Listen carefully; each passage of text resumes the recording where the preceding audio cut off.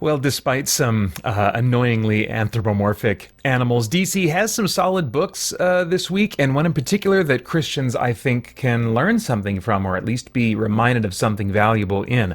I'm Peter Franson from christiangeekcentral.com and Spirit Blade Productions. Welcome to Essential Issues Weekly, where I talk about DC Comics 1 week after their release on the Ultra tier of the DC Universe Infinite subscription service. In each installment, I pick an assortment of comics to talk about as a DC fan, and also explore what, if anything, they have to say about the essential issues of real life. Now, warning, full spoilers for everything that I talk about. That's your first and only warning. Right now, we're looking at comics originally released to the Ultra tier on May 14th, 2025, and most of them originally published on April 16th, 2025, with the exception of this first one, Superman, A Friendship Unleashed. Came out April 23rd, 2025. And this is a freebie. It's presented by Milkbone. It is a tie-in to the upcoming Superman movie. And it sure feels like it's being presented by Milkbone, because there are dogs being given Milkbone products, and everybody has a dog, and dogs need to be saved. Crypto is a little bit on the intelligent side. This is the only reason that I wanted to comment on this, because there's, lots of buzz and people wondering what's the new movie going to be like, and this being a tie-in maybe gives us a hint of at least one detail, but I hope that's not the case. In the previews so far for the teasers, trailers for the Superman movie coming, Crypto looks like a averagely intelligent dog. Maybe a well-trained dog, but still they can get a little bit too excited and a little bit out of control and stuff. A normal dog. And that is what I would prefer him to be. I do not like dogs that are like weirdly too smart. To the point of starting to become anthropomorphic, like intelligence that dogs just don't have. And that I do not want Crypto to fall into that kind of Disneyfication of pets by making them too smart. And there's a little bit of that going on here, where he's just a little bit too able to receive commands from Superman. So I'm hoping that this is just like, this little comic book, and they kind of got off on their own tear. It's not really quite consistent with what's happening in the movie, but anyway, I don't think it's worth reading, but I wanted to comment on Crypto's intelligence, I guess. So that's a Superman, A Friendship Unleashed, #1. Okay, so getting into the main books then. World's Finest, number 38. This is part 1 of a new story that, in this issue at least, is focusing on Gorilla Grodd. And it looks like it's going to be a tie-in. I mean, it says at the top that it's Justice League Unlimited / World's Finest crossover event. So it looks like for a few issues, we're going to be having a crossover between these two books, which is interesting because World's Finest takes place in the past, in roughly the first few years that these superheroes were kind of doing their crime-fighting thing. They don't know each other as well. And so it seems to still be taking place in that time. And at the very end, a time-traveling Grodd from the future interacts with his past self. And so how these two books are going to interact across time will be interesting to see, but I'm hoping that Grodd will be de-emphasized. I think they do an okay job of making him like a legitimate threat, but I just personally do not like talking animals. I just really have trouble taking them seriously. You have to work so hard to make the villains that are talking apes genuinely threatening to me, or to feel threatening to me. Of course, they can do things that are very dangerous and stuff, but when I'm just looking at this talking animal, my context for that is Disney movies. And so you've got an uphill battle for me to take that kind of character or threat or whatever seriously. It just seems silly to me to have talking animals. And I think especially monkeys, apes, that kind of thing. I think of comedy in Disney movies of yore. Anyway, but World's Finest 38, they handled him well enough. I'm just hoping he's not the main emphasis in this big crossover. Otherwise, I might lose interest pretty quick. So, moving on. Nightwing 125, this also is the beginning of a new story arc after all the gang wars and stuff had settled down. Well, now there is some kind of a new serial killer on the loose that is killing police officers, I guess, when they get out of line or violate a code or something. The motives of this serial killer are not completely clear, although it seems to be a villain that is saying, I am the law, I am representing the law and what is right and stuff. And so when there's a cop that kind of technically does everything by the book, even though he himself is kind of a despicable human being, both at home and in his reputation of how he does things on the Force. This agent, of vengeance that has some connection to the Bloodhaven police force. It's kind of like their own urban legend, their own boogeyman. He comes out of the mists of time and kills this cop, and now Nightwing and Maggie Sawyer, who I missed this detail. I guess I wasn't paying close enough attention, but she is now the commissioner of Bloodhaven. I know her as like a captain on the police force of Metropolis, but they do mention the fact that she was once in Metropolis and now she's here. I don't remember how she became a commissioner of Bloodhaven, but that's on me, I suppose. But anyway, she and Nightwing are having to interact about this case, and there's, a little bit of interesting conflict going on there, not as much as the cover would imply, but so I'm interested at this point in seeing where this is going to go, what the deal is with the mystery, what the relationship and conflict is going to look like between Nightwing and Commissioner Sawyer. Not a blowing my mind first issue of this arc, but I'm at least interested. That's Nightwing 125. Next up, Detective Comics 1096 brings the current story arc to a close, where Batman was kind of having reason to look at Joe Chill again and interact with him because of some stuff going on, some nasty stuff going on with this company whose euthaning serum is discovered to be getting biological samples from juvenile hall. from prisoners, from inmates in juvenile detention centers. So, really nasty stuff. Obviously, Batman had to put a stop to it. We finally do get to the bottom of that. And, it was satisfying. I don't think it's not like this mind-blowing status quo changer. So, I won't kind of give away the mystery in case you want to read that one and you haven't yet. It was a satisfying conclusion, but I don't think I'm going to find this particular story arc all that memorable, at least for the mystery itself, the villain itself, more for giving Bruce a reason to revisit Joe Chill and really fight against his desire to bring about revenge on Joe Chill, but instead to be put into a position where he needs to preserve his life in order to honor the code that he has established for himself, which really in this story he ties back to the compassion of his mother, who ended up having compassion on Joe Chill back in the day, not knowing, let's see, no, she wasn't. It was Thomas Wayne that had compassion on Joe Chill. It was like, we need to save his life, even though he's a criminal, and they didn't know that he was going to be the guy that would kill them, Well, Martha Wayne also ends up kind of having compassion on somebody that goes down a dark path and stuff. But even so, despite those things, those were the values of his parents. And that's a value that they kind of establish here, is passed on to Bruce. And I think that's interesting because I think a lot of superheroes have these kind of no-kill policies, and Batman certainly, that's the line he's known for not crossing, even though he walks up to it in a number of stories. So to see it tied back to his parents, I think is really nice for the character. A lot of other characters are they just tie it to some moral standard, some objective virtue, and of course that's great. I'm totally behind that, but I really like character-driven stories, and to see this virtue, this value of Batman's being a very personal one, very tied to his parents, and the irony of how their compassion ultimately contributed to them dying prematurely. I think it does some interesting stuff with his character potentially there. So that could maybe be something that is carried on or something that I'll remember from this story. But otherwise, I found this story pretty forgettable, if still enjoyable. So that's Detective Comics 1096. The one this week that really had a moment was Wonder Woman number 20. This is the start of a new story arc that is a murder mystery, because Wonder Woman's mom, Hippolyta, basically wakes up and Ares is lying in bed next to her dead with a dagger in his back.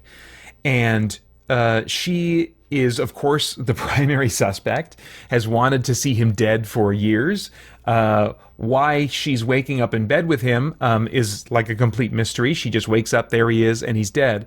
But Wonder Woman basically asks Batman to go through this investigation process with her, knowing he's the world's greatest detective, to try and get to the bottom of this, to see for sure whether or not it is Diana's mother.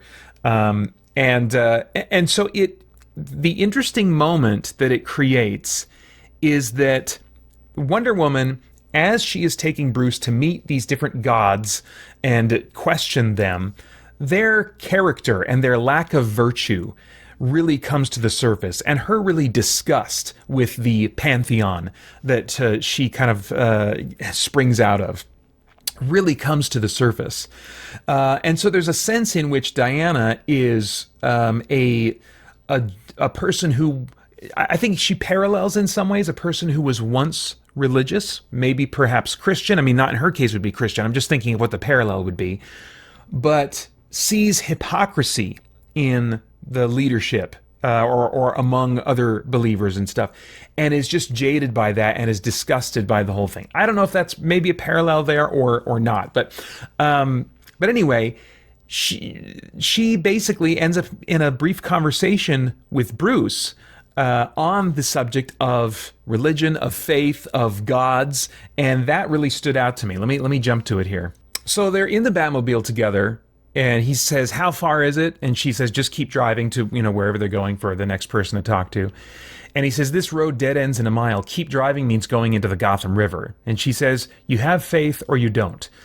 Which seems like a little bit of a forced turn into this conversation, but I'm still glad we got here, because Batman then says, "Your gods aren't my gods." And she says, "Yes. And what church does the Batman attend?" And he answers, "God isn't in church." And that's interesting. I would expect him to say something cold like that, but I'm not sure what he means by that. God isn't in church, like he has a jaded view of church, perhaps, or is this a soft way of him expressing his atheism or his agnosticism at the very least? But he goes on to say, God isn't in church, he's in the alley. And that makes me question even more. Okay, what is he talking about here? Now, in one sense, if he's talking about the alley, meaning like the alley where his parents were killed, does that mean that God is close to the brokenhearted? When there is darkness in the world, God is there? I mean, we see those kinds of ideas communicated in Scripture. Or is he kind of saying, listen, there's no God, I'm taking on that role, I'm the one in the alley? Is that what he means? It's really cryptic here. I think it's very difficult to try and get to the bottom of what this means and assume that I have it figured out. But the most interesting part is not this exchange, it's when it gets referred back to a little bit later on. But before we get to that, I do want to touch on something else that Wonder Woman said in her musings, her fuming about these gods. She says, "My whole life I have watched them squabble pettily among themselves, while below their people suffer, begging them for help. At times they look down to see a contest or a pretty boy or an attempt to appease them. They watch and wonder and do nothing. To us, gods are hope. To gods, we are entertainment." And I think this speaks to a very common feeling among both Christians and non-Christians, but I think particularly those who are in a place of unbelief, that they feel as though God has neglected them, that God does not care because of the circumstances of their lives. That how can God love? How can God exist? How can God be powerful? How can all those things be true when these horrible things are happening? Where is God in this? Is he just standing back and being entertained? And so even though she's talking about her pantheon of gods, I think this parallels a very common feeling among people that are in pain and going through great difficulty. It's a very understandable place to find oneself. And Batman found himself in this situation, it seems, as a result of what happened to his parents when he was a child. He, in recovering from an injury later on in the book, toward the end, he tells Diana, "Can I tell you a secret? You asked me about God. I lied. He isn't in the alley. He's..." And then he interrupts himself with a different idea. "I wasn't raised with much religion, but I felt as a boy that there was something good above us. And then my parents, they were so kind, and they died while I watched." What kind of God would do that? And then he goes on to say, "I knew there is nothing above us but sky. That's the place where he was at because of the horrible circumstances he was in. But he goes on to say, then I met you, and you were kind, like mother and father come again. Diana, after knowing you, I went home and looked up and I prayed. Now, this doesn't mean that he became a believer. I think Batman actually functions best as a tragic non-believer, someone that will never come to Jesus, as it were. So, but even so, because of his experience with Diana, he began to reconsider that maybe God does exist. Why is that? Well, because we see in Scripture, and I don't know that this is what the writer has in mind at all, but this is just kind of a reality that that many people, their hearts will soften toward the Lord and considering who he is, his existence, those kinds of things, not necessarily because they're wrestling with it on a purely intellectual level. In some cases, that's a thing for some people, but in so many more, it's the case that hearts are softened because God uses people in their lives to bring love to them, to bring compassion to them. And we see that directive, we see that idea and how it plays out in Scripture. In Mark 12, Jesus said regarding a question about the most important commandment, Mark 12, 29 through 31 in the ESV, the most important, he says, is, "Hear, O Israel, the Lord our God, the Lord is one, and you shall love the Lord your God with all your heart, and with all your soul, and with all your mind, and with all your strength. The second is this, you shall love your neighbor as yourself. There is no other commandment greater than these." So, after loving God as our first priority, the very next point on the agenda in terms of the purpose of human existence is to love the people around us to the same degree that we care for and look out for and have concern for ourselves, which is just our natural bent. And so it's totally a turning upside down of how we operate, how we think. That's what love is meant to be, an ultra prioritizing of others. In 1 Corinthians chapter 13:1, this gets to the heart of, I think, what gets in the way of love among Christians. Particularly, I see this online a lot. 1 Corinthians 13:1, "If I speak in the tongues of men and of angels, but have not love, I am a noisy gong or a clanging cymbal." Of course, it's valuable to speak truth and to take a stand when appropriate, but we get so focused, especially online, on making our positions known and taking stands on things that it just comes across like a noisy gong or a clanging cymbal, because love is completely undetectable in the way that we are expressing ourselves. And yet love is vitally important and is actually the foundation for those other things. Let's see here. John chapter 13, Jesus says in verse 34 and 35, "A new commandment I give you, that you love one another." He's talking specifically to his disciples now, those who are not only believing in him, but have decided they want to dedicate their lives to learning from him and following in his footsteps. That's who he's talking to. "Just as I have loved you, you also are to love one another. By this, all people will know that you are my disciples, my followers, my learners. By this, if you have love for one another." So he doesn't say by the stances you take, by the proclamations you make, but rather by the way you love each other. That's how people are going to know that that person is a follower of Jesus. And then finally, in Ephesians 4, starting in verse 11, Paul is talking about unity among believers. So, of course, we've seen the principle already that we are to love unbelievers, but now we're shifting into this idea of loving each other as believers. That's how we'll be known as followers of Jesus. And in the context of building up unity and maturity among believers, this is what Paul says in Philippians 4:11 through, let's see here. Let's go, well, we'll go for a little while here. I'll tell you where I stop. And he gave the apostles, the prophets, the evangelists, the shepherds, and teachers to equip the saints for the work of ministry, for building up the body of Christ, until we all attain to the unity of the faith and of the knowledge of the Son of God, to mature manhood, to the measure of the stature of the fullness of Christ, so that we may no longer be children tossed to and fro by the waves and carried about by every wind of doctrine, by human cunning, by craftiness and deceitful schemes. Rather, speaking the truth in love, we are to grow up in every way into him who is the head, into Christ, from whom the whole body, joined and held together by every joint with which it is equipped, when each part is working properly, makes the body grow so that it builds itself up in love.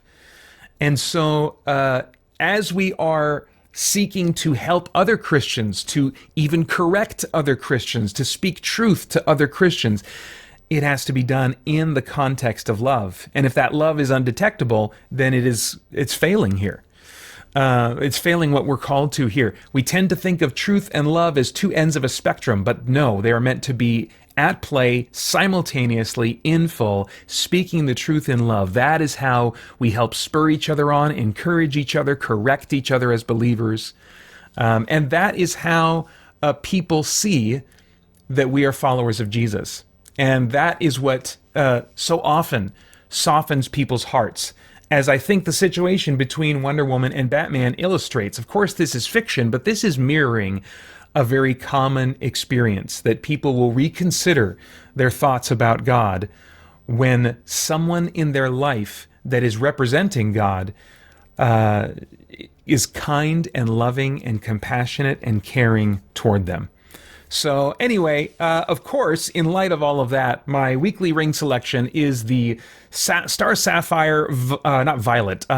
Is it Violet? No, Violet's Compassion. What is this one? I don't know what this color is. I can't remember, but it represents love. So that is the ring that I'm wearing this week. And I think those are all of my thoughts on comic books for now. As always, love to get your thoughts in the comments below. You can get this content as a monthly podcast if you want. And there's also another weekly podcast for you. Go to christiangeekcentral.com. There's tons of content made for you there as we continue to geek out and seek the truth. For more chat about geek entertainment, answers to your questions, and news from the wider world of Christian geekery, get the Christian Geek Central podcast today on iTunes and other podcast services.